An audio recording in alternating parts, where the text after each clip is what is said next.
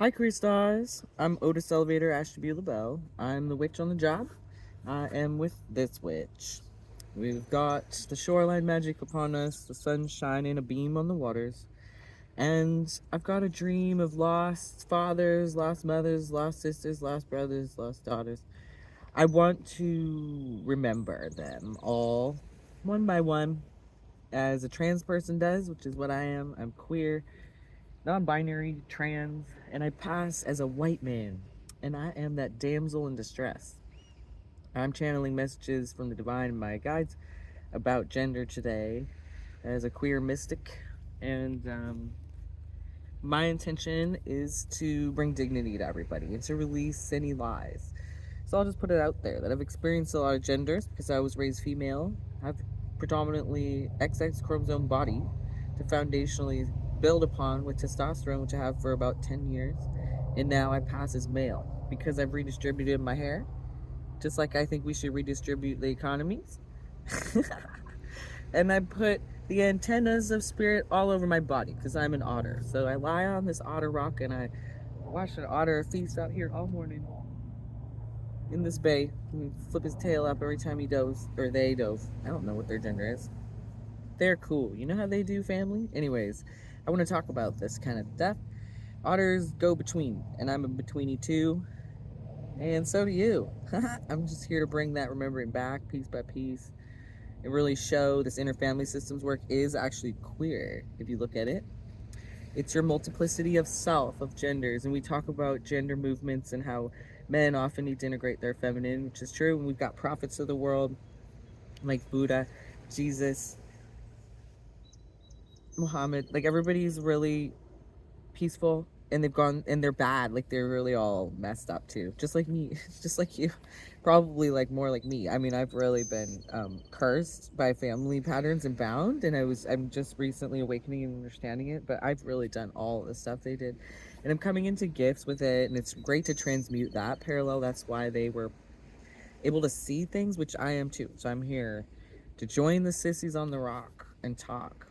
Because honestly, I do study astrology and ancestral traditions that weave with the religions, and astrology is a really ubiquitous tool. It's really common across nations and cultures. I love that, and I love that all backgrounds have it, and that it's ancient in a way we can be in a continuum with our ancestors. Plus, in my life, I've had it as a tool to understand the world as an empath and as somebody going through divine shenanigans and personal drama. And I was just like, why? What is, tell me about everybody around me. And that was part of my initiation. Because I'm a healer, I have to study stuff like that in the invisible, whether it's to survive my queer gender, because queerness taught me all of it first, to see in the invisible and to be aware of that and study that. But that applied to healing arts and spirituality. So I'm here to bridge duality. Ha ha ha ha. And in that third space, what I've found from spirituality, religion, and healing arts is that the ancestors have held true, and so do you and I, that we enter in that third space of infinite potential, and we run through like a berserker, like a streaker, like a thief in the night that stole our own heart and everyone in the room. Thank the gods, thank the goddess, because there's a God X, and it's us, and we are that multiplicity rainbow, like the eye of the peacock knows. Multiplicity magic of the ancestors shows. Um, I rhyme a little bit when I channel. It's like weird, but I'm a Pisces, so is Dr. Seuss. So forget, you're welcome. um, but that's how it goes. So I want to show you just how, yeah, the celestial and the earth weave through the body and through our minds and emotions too. And I study that. That's what astrology is, a map of. And it's great to watch it and track it. Every sun and moon's different every day. It feels different. I come down here to enjoy that. The elemental mix at the shoreline's always different. This is where you feel that alchemy. And the alchemy's in the center, and we are. And so holding space, right, as sacred. That's what I want to talk about. With every family member actually able to be here.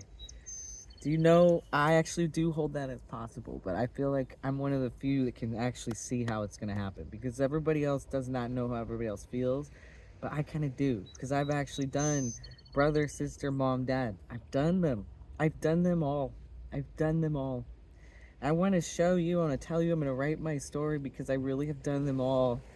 And I'll tell you what they need. I will tell you. Yeah, and that's important because everybody has just a feast to have with each other based on their truth, and this understanding is a peacemaking. We can use this to bridge any situation across binary and polarity. Once we did it in ourselves and understand and accept every family member, and we can have some true love now. We can have 100% movement with everyone there. We need that. Then we can get out of that 99% mind yours thing where the 1% has all the money and it's like they're mining everything. 99% say occupy, and the whole thing's colonial, you know?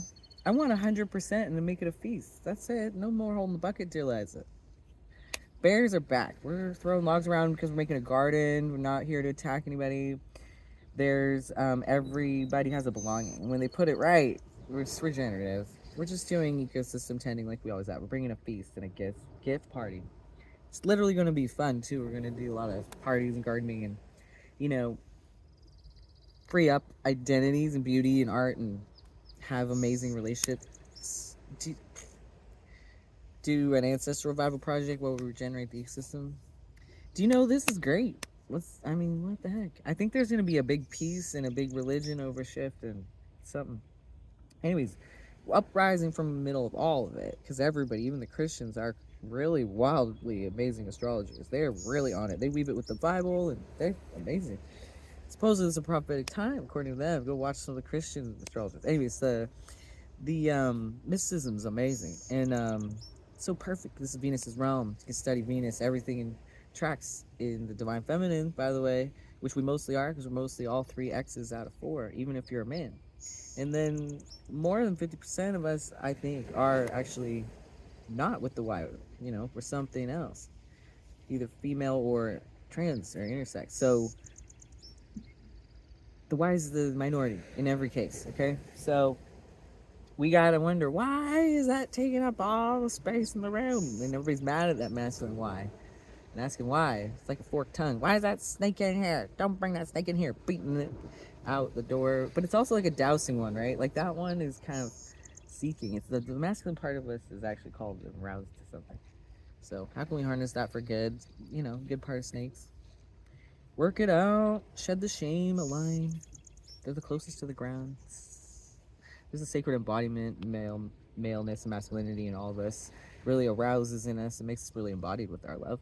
It's half of the heart. The lower half is the more aroused part of the body in love, and the upper half is the spiritual part, and that's more, I'd say, what people socialize female and people who are predominantly estrogenic women, you know, predominantly go there. I think with love, they want to be related to their spiritually, emotionally first, and then their body awakens. And so, these two lovers are the gates to each other's desire. I mean, but they also frustrate each other because they're so different, right? That about sums that up, doesn't it? So you can just figure out your own peacemaking garden path to this, opportunize on the tension, make sure you practice consent the whole way through, you know, and I think we can teach this on every level. We're not just, it doesn't have to be about sensuality or even sexuality. It can be about, or romance or courtship or power dynamics within that. It can be about even the genders on any age or any role.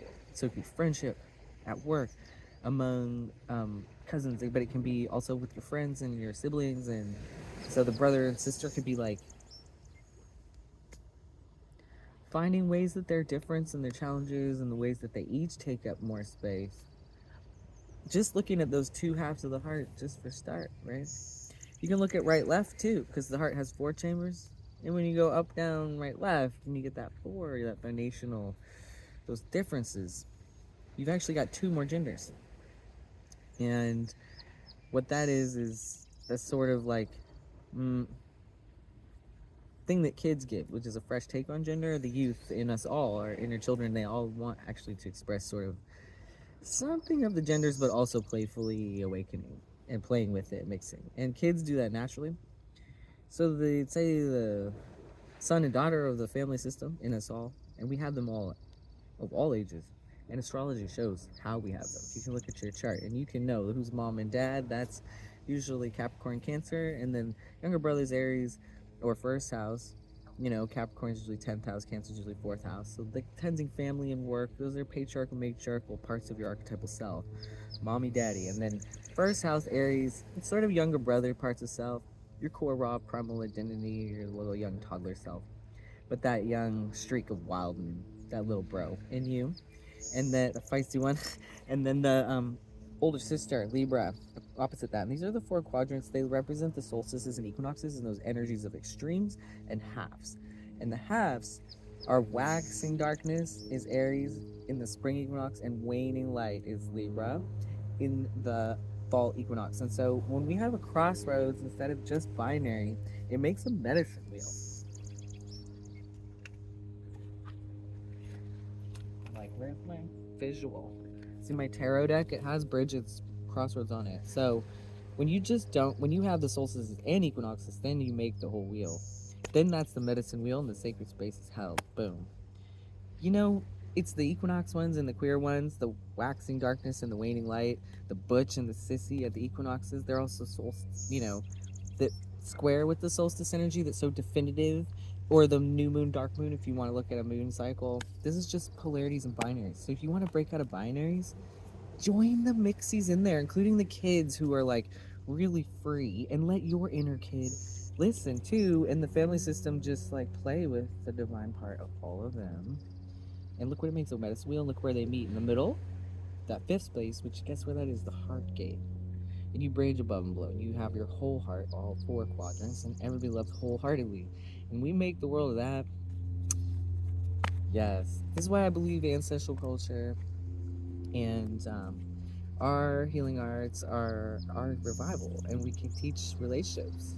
Really, it's embody like our wholeness through our gender, relationships, starting with ourselves, accepting every part of us. What does your inner man need? What does your inner woman need? What does your inner child, son, daughter need?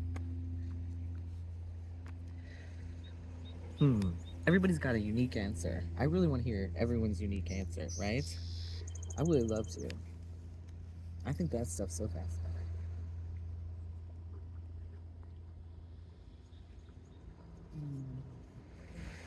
I'm gonna go jump in the water now. Thanks for coming on this little talk with me about gender. Be well, queer stars.